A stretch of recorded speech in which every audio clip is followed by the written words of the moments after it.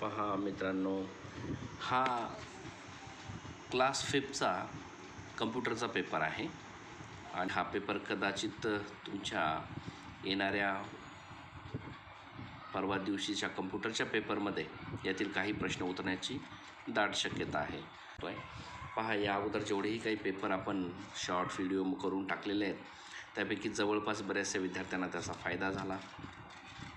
बरेचसे प्रश्न त्याच्यातले उतरलेले आहेत, म्हणजे आपला गेस हा सक्सेस झालेला आहे. चला तर सेकंड नंबरचं पेज आहे, म्हणजे नंतरचे काही क्वेश्चन हे पहा. अशा प्रकारे तुम्हाला हे व्यवस्थित वाचायचं आहे, हे पिक्चर पाहायचे आहेत है ना. यामध्ये look at the picture and the name the places where computer is use. ते कम्प्युटर कुठे कुठे उपयोगाला आणला जातो अशा प्रकारचे पिक्चर इथे दाखवलेले आहेत. त्यावरून तुम्हाला सांगायचं आहे की कुठे कुठे उपयोगाला आणलेले आहेत आहे ना.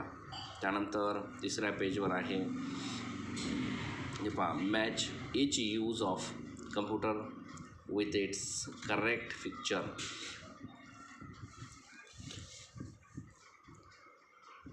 Match each use of computer. आता हे ह्याची इथे दिलेले आहेत नाव, पहा इथे नावं दिलेले आहेत.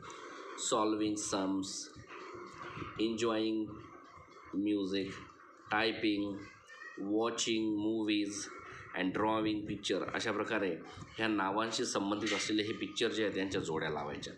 कुठे कुठे गेम खेळतायत, कुठे कुठे हे ड्रॉईंग करतायत है ना.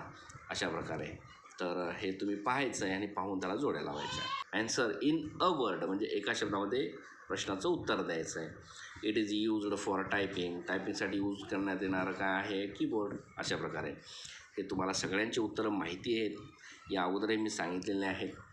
त्यामुळे तुम्ही फक्त आता हा क्वेश्चन पेपर जो आहे व्यवस्थित सोडवा. जर काय एखाद्याला अडचण असेल तर मग मी त्याला नंतर सोडवून दाखवेन, ठीक आहे. त्यानंतरचा पेज जो आहे हा लास्टचा पेज जो आहे,